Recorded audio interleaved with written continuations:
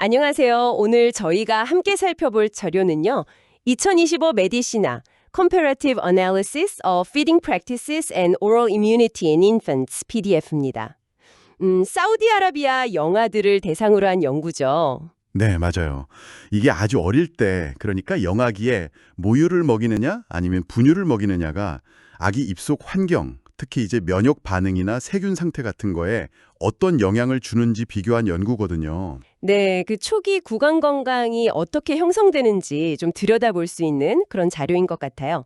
카심 지역의 1개월에서 12개월, 딱 그 사이 영아 60명을 대상으로 했고요. 그렇죠. 저희는 오늘 이 연구 결과에만 딱 집중해서 이 초기 수요 방식이 구강 건강에 대체 어떤 의미가 있을까 그 핵심만 좀 명확하게 짚어보려고 합니다. 좋습니다. 그럼 어떤 점이 가장 좀 눈에 띄셨어요?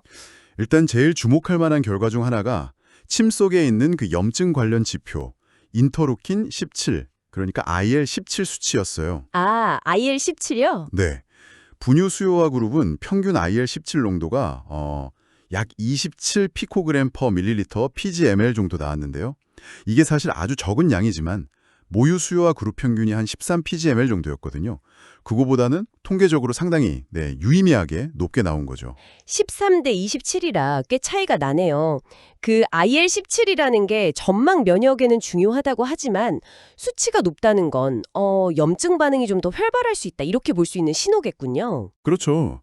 단순히 염증 가능성뿐만 아니라 뭐랄까 우리 몸 첫 관문인 입안의 면역 준비 상태랄까요? 아니면 어떤 기본적인 낮은 수준의 염증 상태 자체가 좀 다를 수 있다는 걸 보여주는 걸 수도 있고요. 물론 이 연구만 보면 그렇다는 거죠. 네네. 면역 지표 말고 또 어떤 걸 봤나요? 네, 면역 지표 외에도 이제 구강 환경의 또 다른 축이죠. 세균 자체랑 그 입안 점막 세포 상태도 직접 봤습니다. 세균이랑 세포 상태요? 네, 세균수를 나타내는 그 집락 형성 단위 CFU-ML이라고 하죠. 이것도 분유 수유와 그룹에서 훨씬 높았어요. 평균이 약 2057 CFU-ML 정도. 2057이요? 네. 모유 수유와 그룹을 한 334 CFU-ML 정도였으니까 와, 이거 상당한 차이죠. 와, 정말 차이가 크네요. 거의 6배 이상인데요? 근데 단순히 세균 총량만 본 건 아니죠. 맞아요. 특정 세균, 예를 들면 그 포도상구균 있잖아요. 스타필로코커스. 이것도 분유 수유와 그룹에서 검출된 비율이 60%였는데 모유 수유와 그룹은 한 33.3% 정도였어요. 이것도 꽤 차이가 나죠. 포도상구균이요. 이게 상황에 따라서는 감염 원인이 되기도 하는 균 아닌가요? 네, 맞습니다. 잠재적으로 병원성을 가질 수 있는 균이 더 자주 발견됐다는 점도 좀 의미가 있을 수 있고요. 그리고 현미경으로 직접 들여다본 그 구강 점막세포 상태도 좀 달랐어요. 어떻게 달랐나요? 모유 수유와 같은 경우는요, 상피세포가 상대적으로 깨끗하고 염증 소견이나 세포 찌꺼기 같은 게 적었어요. 그리고 아주 건강한 정상 세균들이 세포 표면을 거의 100% 이렇게 싹 덮고 있는 모습이 관찰됐고요. 와, 100%요? 되게 건강해 보이네요. 반면에 분유 수유와는 어땠어요? 분유 수유와 쪽은 상대적으로 세포 찌꺼기 같은 것도 좀 보이고 염증 소견도 더 관찰됐고요. 그리고 그 정상 세균총이 세포 표면을 덮고 있는 비율이 10%에서 20% 수준, 거기에 그쳤다는 거예요. 10에서 20%요. 와, 모유 수유와의 100%랑 비교하면 정말 차이가 크네요. 세포 수준에서도 이렇게 명확하게 차이가 나는군요. 네. 그리고 이 연구에서 또 되게 흥미로운 상관관계도 보고가 됐는데요. 어떤 상관관계요? 아까 말씀드린 그 IL-17 수치랑 상피세포의 건강 상태 사이에 아주 강한 음의 상관관계. 그러니까 R값이 마이너스 1.00으로 나왔어요. 마이너스 1.00요. 거의 완벽한 반비례 관계네요. 그렇죠. 이 연구 그룹 안에서는 그렇다는 건데 IL-17 수치가 높을수록 세포 상태는 거의 정확히 반대로 나빠지는 경향을 보였다는 뜻이죠. 반대로 세균수가 많을수록 IL-17 수치나 염증, 찌꺼기 같은 건 증가하는 양의 상관관계도 같이 관찰됐고요. 그러니까 세균 많고 IL-17 높고 세포 상태 안 좋고 이게 다 어느 정도 같이 가는 경향이 있었다 이 말이군요. 네, 이 연구에서는 그렇게 나타났습니다. 근데 정말 여기서 좀 반전이 있었죠. 바로 부모님들의 구강관리 습관에 대한 응답이었는데요. 맞아요. 그게 정말 역설적이었는데 분유 수유아의 부모님들이 아기 입안 청결 관리를 더 자주 한다고 응답한 비율이 46.6%였어요. 근데 무유 수유아 부모님들은 20%였거든요. 관리는 분유 쪽 부모님들이 더 자주 한다고 했는데 결과는 아까 봤듯이 세균수는 분유 수요화가 훨씬 높았잖아요. 네, 그렇죠.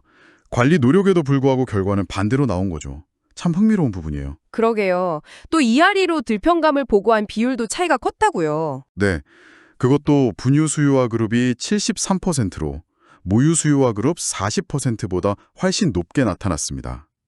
관리도 더 하는데 세균도 많고 ERE 불편감도 더 많이 느끼고 이게 어떻게 설명될 수 있을까요? 연구진은 이 현상에 대해서 아마도 모유 안에 들어있는 특별한 성분들 때문일 거라고 추측하고 있어요. 예를 들면 락토페린이나 분비형 IgA 같은 거요. 이런 생리활성 물질들이 세균 증식을 억제하고 면역 방어에 직접 기여하니까 그 보호 효과가 위생관리 빈도의 차이를 상쇄하고도 남을 수 있다는 거죠. 아, 모유 자체의 보호 효과가 워낙 크기 때문에 관리의 차이보다 더 크게 작용했을 수 있다. 네, 그럴 가능성을 시사하는 거죠. 또 한 가지는 분유 수요화 그룹에서 높게 나타난 IL-17 수치랑 부모님들이 보고한 그 ERE 불편감 사이에 약하지만 양의 상관관계가 보였거든요. 네. 이게 어쩌면 염증 상태 자체가 ERE 증상을 좀 더 심하게 느끼게 만들 수 있다. 이런 가능성을 제기하는 걸 수도 있고요. 그렇군요. 염증 때문에 더 아프게 느낄 수도 있다. 흥미롭네요. 자, 그럼 이 연구 결과를 한번 정리해 볼까요? 네. 사우디아라비아 영화 60명을 대상으로 한 이 특정 연구 결과만 놓고 보면 분유 수유는 모유 수유에 비해서 입안의 염증 지표, 그러니까 IL-17 수치가 높고 세균수도 더 많고 특히 포도상 구견 같은 것도 포함해서요. 그리고 상대적으로 구강 점막 상태도 좀 덜 건강한 것과 연관되는 경향을 보였다. 이렇게 요약할 수 있겠네요. 맞습니다. 반대로 모유 수유는 이런 측면에서는 좀 보호적인 효과를 나타내는 걸로 관찰됐고요. 그럼 이 연구가 우리에게 시사하는 바는 뭘까요? 그러니까 우리 몸의 정말 첫 관문이잖아요. 이 입이라는 곳이.